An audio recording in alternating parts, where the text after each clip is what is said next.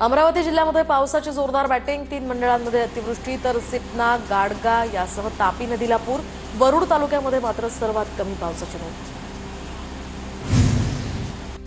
कोकणात सलग 5व्या दिवशी समुद्राला मोठं उधाण. समुद्राला उधाण आल्यामुळे किनारपट्टी भागात सुसाट्याचा वारा. परभणीमध्ये 3 दिवसांपासून जोरदार पाऊस. जोरदार पावसामुळे नदी नाले तुडूंब भरले. जिल्ह्यातल्या प्रकल्पांमध्ये यामुळे समाधानकारक पाणीसाठा. चांदोली पाणलोट क्षेत्रामध्ये पडणाऱ्या सततच्या पावसामुळे वारणा धरणातनं विसर्ग. 13,500 क्युसेकनं विसर्ग सुरू असल्यामुळे वारणा नदी पात्राबाहेर. नदीकाठच्या नागरिकांनाही सतर्कतेच्या सूचना. सातारा जिल्ह्यातल्या धोम आणि कण्हेर धरणाचा पाण्याचा विसर्ग वाढवला, तर संगम, माहुली, वेण्णा आणि कृष्णा नदीच्या पाणी पातळीत वाढ. धोम धरणातनं सध्या कृष्णा नदी पात्रात 7 क्युसेकचा विसर्ग. धाराशिवमध्ये 2 दिवसांच्या पावसानं नदी नाले तुडुंब. तेरणा नदीला पूर. जिल्ह्यातील महत्त्वाचे प्रकल्प सुद्धा ओव्हरफ्लो होण्याच्या मार्गावर. नांदेडच्या विष्णुपुरी धरणाचे 4 दरवाजे उघडले. गोदावरी नदी पात्रामध्ये 59,000 क्युसेकनं विसर्ग. गोदावरी नदीकाठच्या गावांनाही सतर्कतेचा इशारा. आपत्ती व्यवस्थापन पथकही सतर्क. पुण्याच्या घाटमाथ्यावर पडत असलेल्या संततधार पावसामुळे भोर तालुक्यातलं भाटगर धरण 95% भरलं. पाणी पातळी नियंत्रित ठेवण्यासाठी धरणाच्या सांध्यावरून 5,600 क्युसेक पाण्याचा नीरा नदीमध्ये विसर्ग सुरू.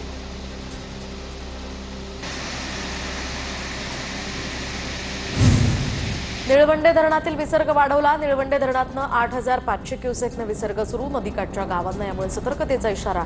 भंडारदरा आणि निळवंडे धरण पाणलोट क्षेत्रामध्ये पावसाचा जोर कायम. कोल्हापूर जिल्ह्यातील घाटमाथ्यावर पावसाचा जोर कमी. राधानगरी धरणाचे 2 स्वयंचलित दरवाजे बंद, तर इतर 2 दरवाजांमधनं भोगावती नदीपात्रामध्ये 2,856 क्युसेकनं पाण्याचा विसर्ग.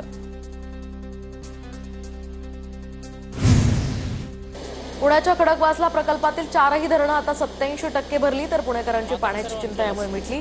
पाणी पातळी वाढल्यामुळे खडकवासलामधून 1,710 क्युसेकनं पाण्याचा विसर्ग. पुण्याच्या आंबेगाव तालुक्यातल्या डिंभे धरण हे 90% भरलं. धरणातनं 2,000 क्युसेकनं घोड नदी पात्रामध्ये पाण्याचा विसर्ग. नदीकाठच्या लोकांना यामुळे सतर्कतेचं आवाहन. पालघर जिल्ह्यातील धरणं ओव्हरफ्लो. गतवर्षीच्या तुलनेमध्ये यंदा जून जुलैमध्ये 14% अधिक पावसाची नोंद. नागरिकांची पाण्याची चिंता मिटली. वाशिममधील पैनगंगा नदीला मोठा पूर. करडा, गोभणी आणि सरपखेड धोडप हे मार्ग मागच्या 12 तासांपासून बंद. जालन्यातल्या परतूर, मंठा आणि घनसावंगी तालुक्यामध्ये सुद्धा मुसळधार पाऊस. नदी नाल्यांना पूर, तर शेतात पाणी साचल्यामुळे खरीप पिकांचं मोठं नुकसान. तर साताऱ्यातल्या धोम धरणातनं सुद्धा कृष्णा नदी पात्रामध्ये 7,000 क्युसेकनं पाण्याचा विसर्ग. वाईच्या प्रसिद्ध महागणपती मंदिरामध्ये सुद्धा पाणी शिरलं. कृष्णा नदी लगतच्या गावांना यामुळे सतर्कतेचा इशारा.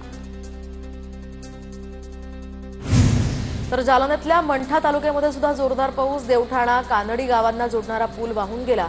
कानडी गावाचा संपर्क यामुळे तुटलाय.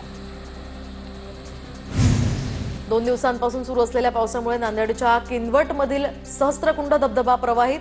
सहस्त्रकुंड धबधबा पर्यटकांसाठी आकर्षणाचं केंद्रबिंदू. बीडच्या पाटोदा तालुक्यातल्या सौताडा धबधबा सुद्धा प्रवाहित झाल्यामुळे पर्यटकांची गर्दी. धबधबा या ठिकाणी ओसंडून वाहू लागला. जवळपास 100 फूट उंचीवरून हा धबधबा कोसळतो. तर रामेश्वराचं मंदिर सुद्धा या ठिकाणी असल्यामुळे पर्यटकांसह भाविकांची इथे मोठी गर्दी होत असते. गोंदियातील हाजरा धबधब्यावर आज रविवार असल्यामुळे पर्यटकांची गर्दी होण्याची शक्यता. पावसामुळे हाजरा धबधबा परिसरात मनमोहक दृश्य.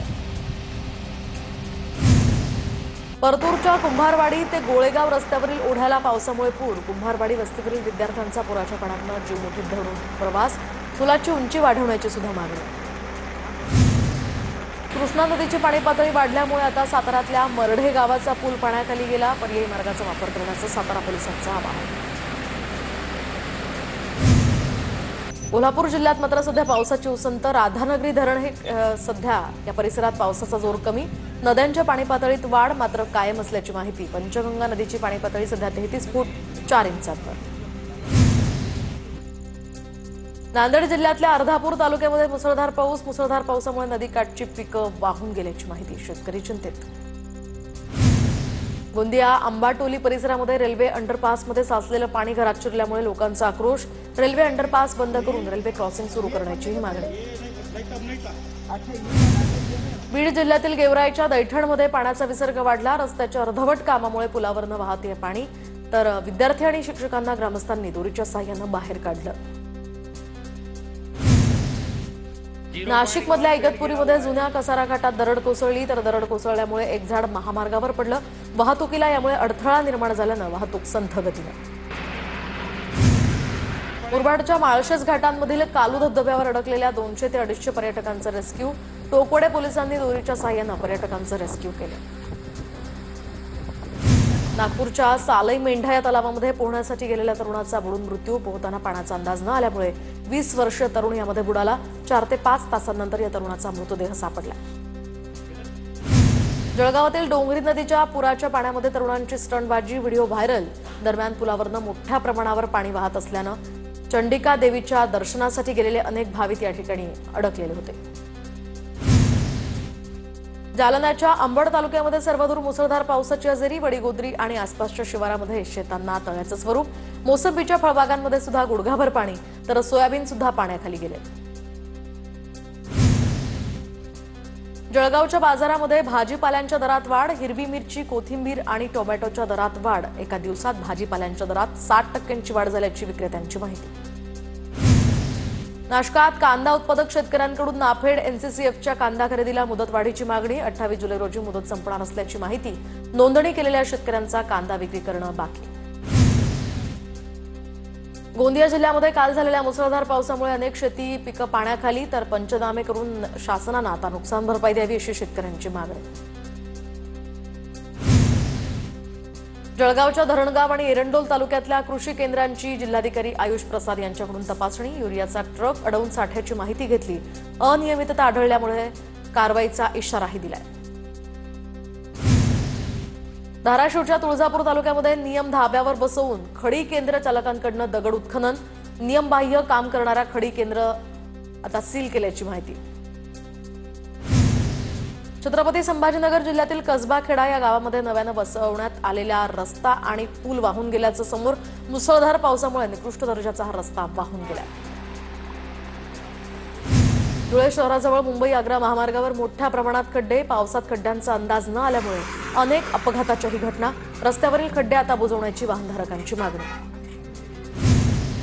वाशिमच्या मालेगाव तालुक्यामध्ये पांगरी नवघरे ते तपोवन दरम्यानची रस्त्याची दुरावस्था। श्री क्षेत्र तपोवन या ठिकाणी जाणाऱ्या भाविकांना याचा नाहक त्रास। छत्रपती संभाजीनगर जिल्ह्यामध्ये विद्यार्थ्यांना दुसऱ्या गणवेशाची अजूनही प्रतीक्षाच। आतापर्यंत केवळ एकच गणवेश मिळाला। दुसऱ्या गणवेशासाठीच्या निधीचं वितरण झालं नसल्याची माहिती। भंडाऱ्याच्या साकोलीमध्ये उद्धव ठाकरेंचा वाढदिवस उत्साहात साजरा। शिवसेना कार्यालयासमोर झाड लावून जिल्ह्यामध्ये पक्ष वाढवण्याचा कार्यकर्त्यांचा निर्धार।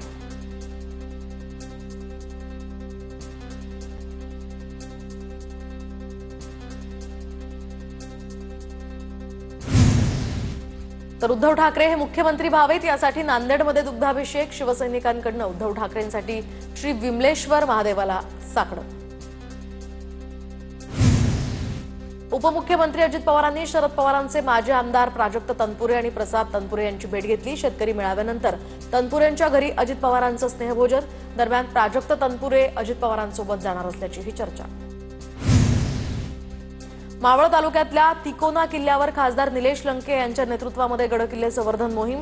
शरद पवारांच्या राष्ट्रवादीचे प्रदेशाध्यक्ष श्रीकांत शिंदे यासह जयंत पाटील या मोहिमेत सहभागी। काँग्रेसचे माजी परभणी जिल्हाध्यक्ष सुरेश वरपुडकर यांच्या भाजप प्रवेशाची तारीख ठरली। मुंबईमध्ये 29 जुलै रोजी वरपुडकरांचा भाजपात प्रवेश होणार, तर समाज माध्यमांवर पोस्टर व्हायरल। शिंदेंच्या शिवसेनेच्या राजन साळवींनी घेतली विजय घाडगेंची भेट। राजन साळवींनी लातूरच्या हॉस्पिटलमध्ये विजय घाडगेंची भेट घेतली। उपमुख्यमंत्री एकनाथ शिंदेंच्या हस्ते खेडमधील मीनाताई ठाकरे नाट्यगृहाचं लोकार्पण, तर 15 कोटी रुपये खर्च करून या नाट्यगृहाची उभारणी। नांदेडमध्ये मराठा समाजाची राज्यव्यापी वज्रमूठ बैठक संपन्न। बैठकीमध्ये आरक्षणासंदर्भातल्या पुढील आंदोलनावर चर्चा। बैठकीला राज्यभरातील विविध संघटनांचे पदाधिकारी उपस्थित। भंडारा जिल्हा मध्यवर्ती बँकेच्या निवडणुकीसाठी मतदान प्रक्रियेला सुरुवात. तब्बल 9 वर्षांनंतर होते निवडणूक. 21 जागांसाठी 46 उमेदवार निवडणुकीच्या रिंगणात. सांगली जिल्ह्यातील शिक्षक सोसायटीची बैठक शांततेत संपन्न. दरवर्षी वादळी ठरणारी ही बैठक यावर्षी शांततेत पार पडल्यामुळे आश्चर्य व्यक्त केलं जात आहे. अमरावतीच्या नांदगाव खंडेश्वरमधील शिवणी फाट्यावर ठासे पारधी समाजाचं रास्ता रोको आंदोलन. आंदोलकांकडून आमदार शरद सोनवणेंना अटक करण्याची मागणी. सोनवणे यांनी आदिवासी मंत्री अशोक उईके यांच्याबद्दल वादग्रस्त वक्तव्य केल्याचाही आरोप. नंदुरबार जिल्ह्यातील राष्ट्रवादी पदाधिकाऱ्यांमध्ये निधी वाटपावरून नाराजी. निधी वाटपामध्ये भेदभाव केला जात असल्याचा आरोप. प्रदेशाध्यक्ष सुनील तटकरे यांच्याकडे तक्रार. साताऱ्यातील शशिकांत वायकर यांनी बनवलेल्या गणेश मूर्तींना विदेशातनं मागणी. 15 वर्षांपासून शशिकांत वायकर यांनी बसवलेल्या मूर्तींची विदेशात विक्री. गोंदिया जिल्ह्यातील औंढा नागनाथ या ठिकाणी ज्योतिर्लिंग संस्थानला भाविकांकडून 30 किलोवॅटची सौर ऊर्जा प्रणाली दान. तर आमदार संतोष बांगर यांच्या हस्ते सौर ऊर्जा प्रणालीचं उद्घाटन. सांगलीच्या मिरजेत कर्णबधिरांसाठी रोबोटिक प्रशिक्षण कार्यशाळा संपन्न. कार्यशाळेला जिल्ह्यातील सर्व कर्णबधिर शाळेतील विद्यार्थी आणि मुख्याध्यापकांची उपस्थिती. छत्रपती संभाजीनगरमध्ये बदलत्या वातावरणाचा लहान बालकांना त्रास. संसर्गजन्य आजारांचे रुग्ण वाढले. यामध्ये ताप, सर्दी, खोकला यासह हेपेटायटिसची बालरुग्णांना लागण. 2000हून अधिक रुग्ण आढळल्याची माहिती. नागपूरच्या दिव्यांग अमोल वाळके यांना वर्ल्ड स्ट्रॉंगेस्ट मॅनचा किताब. तर अमोल वाळके यांना स्ट्रेंथ लिफ्टिंग या स्पर्धेमध्ये सुवर्णपदक.